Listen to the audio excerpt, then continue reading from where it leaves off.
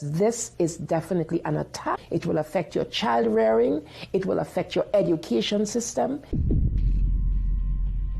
This is instructions for the teacher in the classroom to ask her or his students, how do people express their sexual feelings? What is abstinence? And here are some answers. Oral sex, masturbation, anal sex, massage, holding hands, touching each other's genitals, saying, I like you. And what they're doing is equating all these things. Saying, I like you is equal to anal sex. It is pornography. Men, especially on the house floor, did not want to look at. We couldn't show this on the television news, but yet we want our fourth grade children to be looking at this book. In the name of sexuality education, children are seeing obscene materials that have been ruled by Congress and by the Supreme Court impossible to show to children. An online CSE program for African youth called The World Starts With Me tells children that sexuality includes oral sex and masturbation. It then tells them it's their own choice if they want to lose their virginity. It shows children pictures of naked girls and boys in various stages of development, and then asks them to point out differences in their private parts. Parents likely will never know, as it is all done online away from home. They have elementary students as young as 9 years old. Then they teach them how to wear a condom. And they have this plastic genitalia, and they even have young girls. They're teaching them how to put a condom on a male genitalia and boys how to put a condom on a women's genitalia without the knowledge and consent of the parents. They're giving them handouts, negotiating sexual encounters with other students.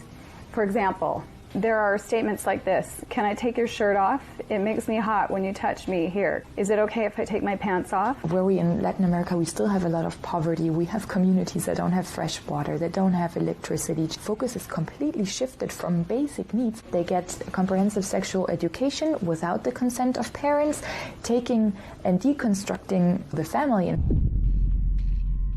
My brother Luigi and I had an opportunity to go to the United Nations and give a speech on the UN floor. I told them how Planned Parenthood was passing out a booklet for HIV-positive youth at the United Nations called Healthy, Happy, and Hot. This is for the kids who have AIDS. It teaches about sexual pleasure through masturbation, with same-sex partners, and even if you are drunk.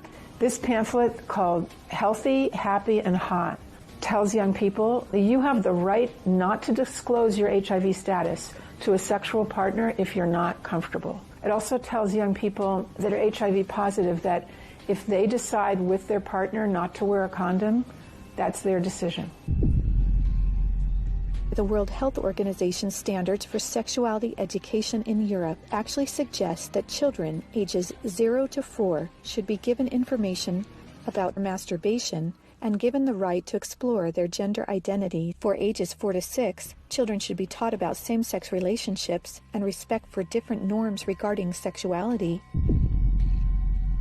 The interests of organizations like UNFPA and IPPF is to get parents out of the picture and to radicalize and sexualize children. UNFPA has tried to convince my country to change our positions on issues such as reproductive rights and comprehensive sexuality education. Madam Chair, does the UNFPA think it can do this because Nauru is the smallest member state of the United Nations? The Nigerian government was actually told by the Western countries that if they do not give in, that they will be denied foreign aid. On page 89 of a UNICEF-published Sexual and Reproductive Health Manual, UNICEF listed situations in which one can obtain sexual pleasure that included sexual responses directed towards inanimate objects, animals, minors, and non-consenting persons. In the context of the Sustainable Development Goals that determines the agenda for the next 15 years, the voice is very, very biased. It's just International Planned Parenthood Federation and their affiliates have a direct influence on the outcome documents, on what is established, what is negotiated at the UN. Some of the objectives of the UNESCO Sexuality Education Guidelines include teaching children at age 9 about sexual stimulation and the definition and function of orgasm, and at age 15, that both men and women can receive sexual pleasure with a partner of the same or opposite sex. The It's All One curriculum also promoted by International Planned Parenthood, reveals the multiple manipulative tactics used to indoctrinate and sexualize children through CSE. Like other CSE programs, It's All One claims, among other things, to be evidence-based, comprehensive, human rights, gender-sensitive, and culturally appropriate education that will increase young people's responsible decision-making, to reduce adolescent rates of pregnancy and sexually transmitted infections, including HIV. It's All One, however, like most CSE programs, is really just cleverly disguised abortion rights, sexual pleasure education, masquerading as human rights, gender, and sexual and reproductive health education. It aggressively promotes abortion. With over 112 references to abortion, It's All One has an obsessive focus on sexual pleasure, mentioning sexual pleasure 62 times. It promotes multiple sex acts and instructs children on how to stimulate themselves or their partner to orgasm. To explore their readiness, children fill out a worksheet that infers children are ready to have sex when you are feeling sexually attracted to the other person, and when you're feeling comfortable about telling the other person what feels good sexually. It teaches that human rights encompass sexual rights, including alleged rights to all persons to sexual expression and the right to seek sexual pleasure. Hooking children on sex is a multi-billion-dollar business for Planned Parenthood and other similar organizations. This is because children, or prospects, once sexualized, become Planned Parenthood customers, dependent upon their services. Comprehensive sexuality education programs are disguised under many names.